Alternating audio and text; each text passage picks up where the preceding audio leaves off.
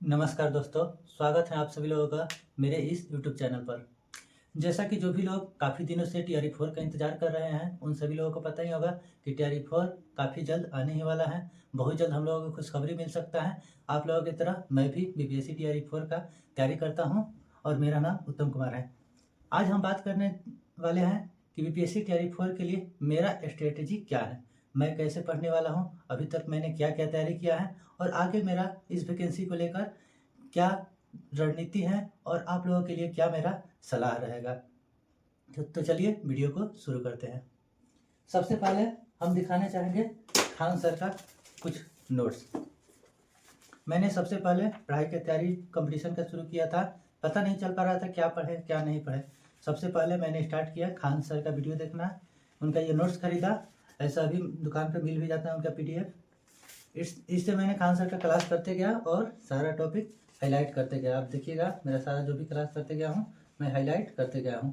ये है modern history का नोट्स, उसी तरह ये मेरा है ज्योग्राफी का नोट्स, इसको भी मैं हाईलाइट करते गया हूँ जैसे जैसे पढ़ते गया हूँ। इससे मुझे सुविधा होता है कि मुझे जब भी रिवाइज करना होता है सारा कुछ ना पढ़ के सिर्फ मैं अपना हाईलाइट किया हुआ पढ़ता हूँ। उसी तरह यह है ग्लोब का नोट्स। इसमें है ग्लोब पढ़ने से मालूम चलता है कि कौन कंट्री कहाँ है, कौन किस अक्षांश पर है, किस देशांतर पर है, कर्क रेखा है तो कौन कौन देश से होकर जाती है, मकर रेखा किस किस देश से होकर जाती है, तो मैप से संबंधित जो भी कुछ जानकारी इससे पता चलता है। फिर यह है पॉलिटी भी खान सर से पढ़े हैं। मुझे पॉलिटी में पहले काफ़ी परेशानी होती थी, कोई अनुच्छेद याद नहीं रहता था, क्योंकि वजह यह था कि मैं कहीं कहीं से कोई भी रैंडम अनुच्छेद याद करता था। फिर खान सर से पढ़ना चालू किया तो खान सर का क्या खासियत है कि शुरू से एक अनुच्छेद से चालू किए हैं और लास्ट तक पढ़ाए हैं। इसमें बहुत सारा वैसा भी अनुच्छेद होता है कि जो आपको नहीं पढ़ना, ये नहीं कि एक से चालू किए और लास्ट तक सारा अनुच्छेद याद करते गए, तो ये भी अच्छा रणनीति नहीं है। उसमें बहुत सारा अनुच्छेद हैं जिसे याद नहीं करना होता है और बहुत सारा अनुच्छेद वैसा भी होता है कि जो हमेशा मुँह पर ही चाहिए। तो वो खान सर बताते भी हैं कि कौन अनुच्छेद को याद रखना है और किस अनुच्छेद को याद नहीं रखना है। उसी तरह ये है खान सर का है एटलस। खान सर जब भी मैप का क्लास पढ़ाते थे तो इसी एटलस के सहारे पढ़ाते थे। इस एटलस में भी खान सर हाईलाइट कराते हुए पढ़ाया है कौन सा देश कहाँ है, कौन सा महासागर कहाँ है, कौन सा सागर कहाँ है। इस जब तक मैप से नहीं पढ़ेंगे तब तक ये सब चीज़ अच्छी तरह से क्लियर नहीं होगा। तो मेरा तो सलाह रहेगा कि वर्ल्ड ज्योग्राफी के लिए या फिर इंडियन ज्योग्राफी के लिए एक बार मैप पढ़ना काफ़ी ज़रूरी है। इसके अलावा हम सोशल साइंस के लिए रेफर करते हैं येलुसेंट का सामान्य ज्ञान, जो कि लगभग सभी कंपटीशन की तैयारी करने वाले के पास रहता ही है। इसका तो साइंस सेक्शन तो नहीं कह सकते हैं, ऐसे तो पढ़ने वाले के लिए सारा सेक्शन सही है, लेकिन मुझे इसका जो सोशल साइंस का सेक्शन है काफ़ी अच्छा है और रिवाइज करने के लिए भी काफ़ी अच्छा रहता है। इसको भी जब हम पढ़ते हैं तो पेन से इसमें नीचे अंडरलाइन करते जाते हैं ताकि मुझे बाद में रिवाइज करने में काफ़ी सहूलियत रहे। तो मेरा सलाह रहेगा कि जो आधुनिक भारत है, ऐसे तो सब पढ़ लेने पर अच्छा रहेगा, लेकिन सबसे ज़्यादा BPSC TRE4 में आधुनिक भारत से क्वेश्चन आएगा। तो आधुनिक भारत इसका बार बार अनेकों बार हमेशा रिवाइज करते रहे, इसको पढ़ते रहे। काफ़ी क्वेश्चन इससे भी एग्जाम में अवश्य ही पकड़ में आएगा। उसके अलावा हम बात करेंगे ये करंट अफेयर को लेकर। करंट अफेयर बहुत लोग अलग अलग तरीके से पढ़ते हैं, कोई कोई है कि उत्कर्ष क्लासेज भी करते हैं, वहाँ से नोट्स बनाते हैं। तो अगर वो पॉसिबल है नोट्स बनाना, क्लास करना, तो वो तो काफ़ी बेहतर है। अगर उतना पॉसिबल नहीं है नोट्स बनाकर पढ़ना, तो ये आता है हर मंथ का आता है, इसको आप लेकर इससे भी लगभग सब क्वेश्चन तो किसी भी करंट से शायद ही पकड़ाएगा, लेकिन इससे भी अच्छा खासा क्वेश्चन पकड़ा जाता है। इस पर भी आप अपना हाईलाइट कर करके अंडरलाइन करके इसको भी पढ़ सकते हैं, इससे भी अच्छा खासा करंट का क्वेश्चन पकड़ाएगा। उसके अलावा एक इनोटेरिया का आता है, दोनों आप अपनी का बेहतर है, जो भी पढ़ना चाहे पढ़ सकते हैं। हम तो अभी इसी से तैयारी ज़्यादा कर रहे हैं। तो मेरा ये था इतना कलेक्शन मेरा सोशल साइंस के लिए। अब हम बात करेंगे जो सबसे इम्पोर्टेंट है साइंस, इसलिए कि साइंस काफ़ी बोनस पॉइंट हो जाता है। सोशल साइंस वाला सेक्शन तो पकड़ा जाता है, लेकिन साइंस बहुत लोगों को नहीं पकड़ाता है। साइंस हम अभी स्टार्ट किए थे कुछ दिन पहले, 2-4 महीना पहले 6 क्लास से पढ़ने का, इसलिए कि जब पढ़ना है तो अच्छा शुरू से ही पढ़ा जाए।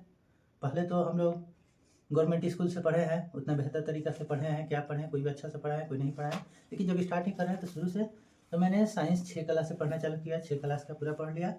काफ़ी पतला पतला बुक है, पढ़ने में टाइम बस देखने में इतना मोटा लग रहा है, लेकिन पढ़ने में समय नहीं लगता है। 3 दिन 4 दिन में एक क्लास अधिकतम खत्म हो जाएगा।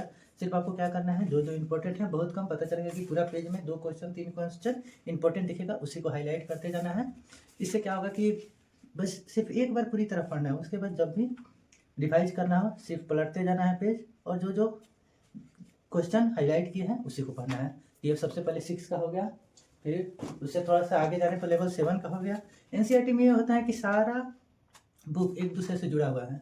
7 पढ़िएगा तो उसमें 6 से रिलेटेड कुछ रहेगा, 6 का बताएगा कि अपने 6 क्लास के इस अध्याय में ये टॉपिक पढ़ा है तो उससे संबंधित रहेगा। तो 6 के बाद 7, ये नहीं कि कभी भी कोई भी उठा के पढ़िएगा तो वो उतना बेहतर नहीं होगा। तो मेरा तो स्ट्रेटेजी यही है कि जो मैं 6, 7 और उसके अलावा 8, इस तीनों को एक बार पढ़ लेना है। उसके बाद जो जो टॉपिक हाईलाइट किए हैं सिर्फ उसी को देखना है। सबसे इम्पोर्टेंट यहाँ पे साइंस के लिए होता है 9th और 10th का बुक।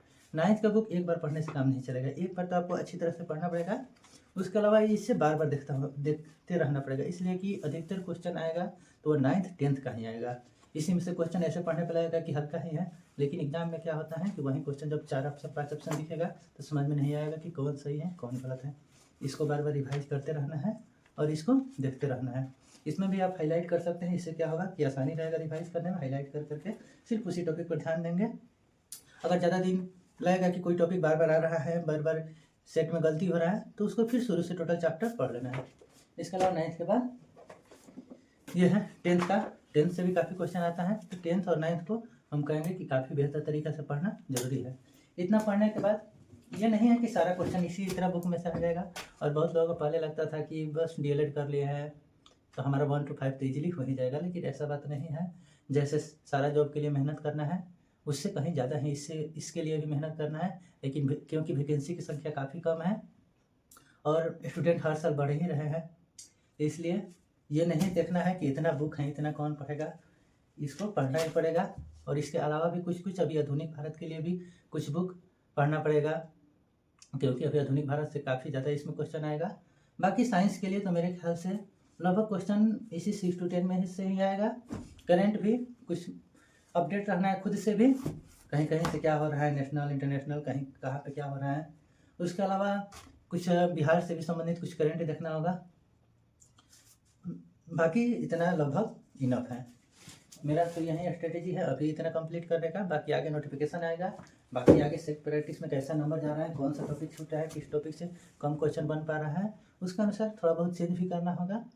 यही आप लोगों से भी मेरा सलाह रहेगा कि आप लोग भी अभी से ही लग जाए। और साथ में मुझे भी, हम भी DLED किए हैं 22-24 सेशन में, हम भी लगे हुए हैं, साथ में मिलकर तैयारी किया जाए। चलिए तो यहीं पे अपना वीडियो समाप्त करते हैं। बहुत बहुत धन्यवाद वीडियो देखने के लिए।